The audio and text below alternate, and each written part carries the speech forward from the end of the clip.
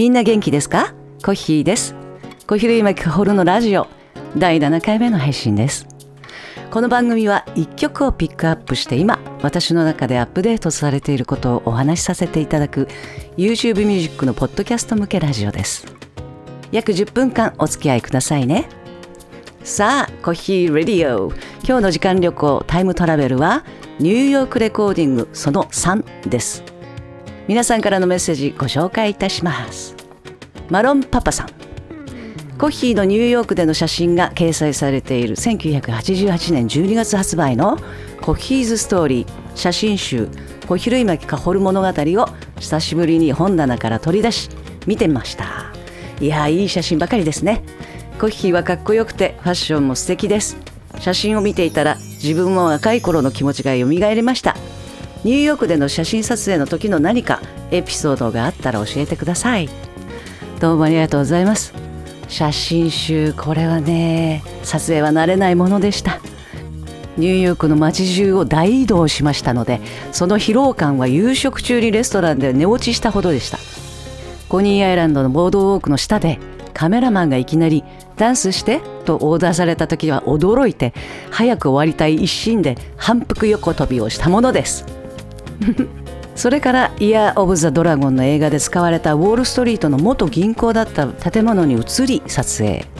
ここは会員制クラブになっていて、キャッシャーコーナーだったところにビリヤードテーブルが置かれ、ソファー両サイドにドーベルマン2匹の剥製に挟まれ、なんともブラックなインテリアと私、謎すぎる。そしてブルックリンブリッジを渡り廃墟の駅で、その後ハドソンリバーでクルーズラインのクルーズ撮影。ここで出会った働きながら子守りをするクルーの親子はとってもキュートでした。中でもアポロシアターのステージでの撮影は感慨深いものでした。マンハッタンのハーレムにある伝説の劇場、そこでロケバスを出ると人だかりに囲まれ、その靴どこで買ったの？あなたはどっから来たの？その服どこで売ってる？と質問攻めに。バックステージの階段のドアから中に入ると一気に静寂。なんというか荘厳な空気が心地よくて、声を出してもいい？と聞いてしまい OK を取ってアドリブ。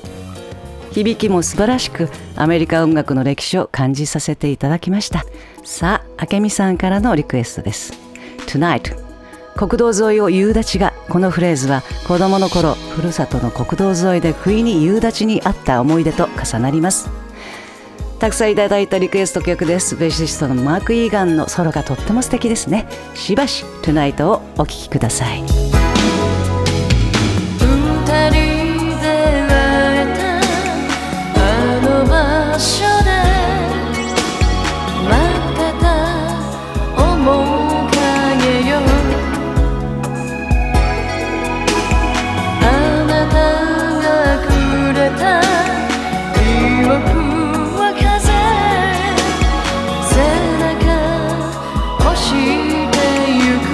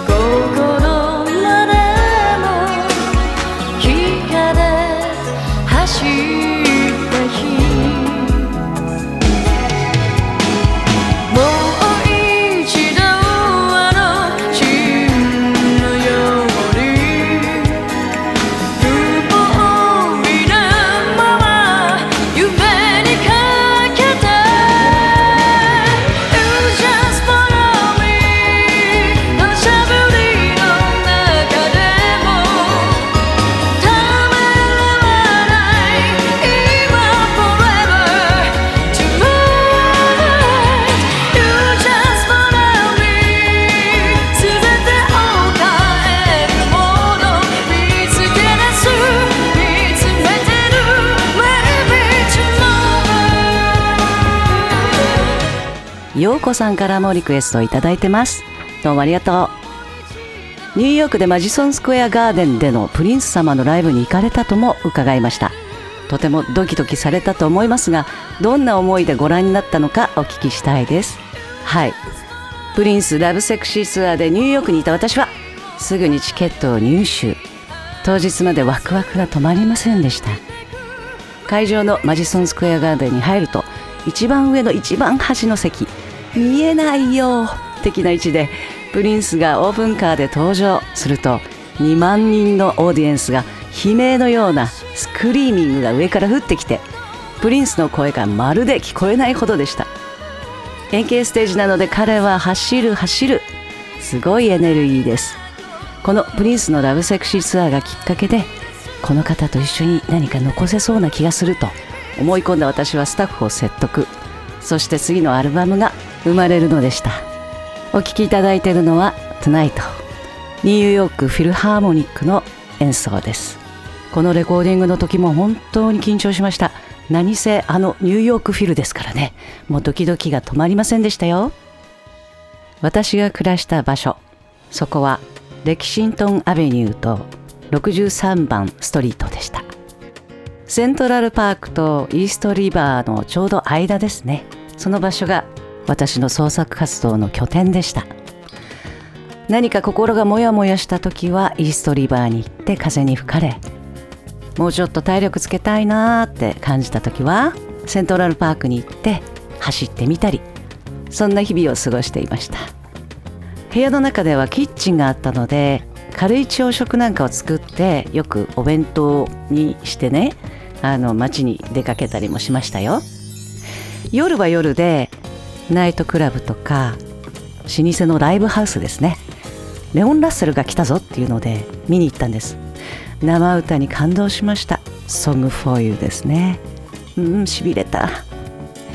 皆さんにはどんな思い出がありますか？長期滞在、一人での旅、そして曲への思い入れ、いろいろ聞かせてください。リクエストとともにお待ちしております。さあ、最後にポエトリーの時間。皆さんに届けたいなと感じた詩人たちの言葉をご紹介いたします。最後の言葉だよって私に言ってくれたジョークがある。足元に気をつけな。ニューヨークの階段は一段ずつ高さが違う。だから怠け者はすぐギブアップさ。よく見れば上まで登れる。On mine。ヘブンリーマジシャン、幸せの達人、ラスタマンがくれたニューヨーク。このポエトリーで紹介したこの言葉は、セントラルパークで出会ったラスタマンが言ってくれた言葉でした。いかがでしたか？小比類巻かほるのラジオ、 YouTube ミュージックのポッドキャストでアップいたしますので、皆さんからのリクエスト、コメントお待ちしております。チャンネル登録、プレミア公開の新着通知もオン、忘れないでくださいね。それではまた。小比類巻かほるでした。See ya!